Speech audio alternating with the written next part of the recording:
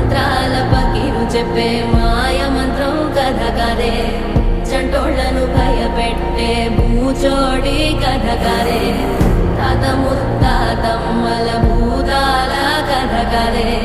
విక్రమాదిత్యుడు చెప్పిన వేదాళుడి కథ కదే దీపము నుండి దెయ్యం వచ్చే అల్లావుద్దీన్ కథ కాదే ఇది ముడత చర్మం ముసలి చెప్పే కథ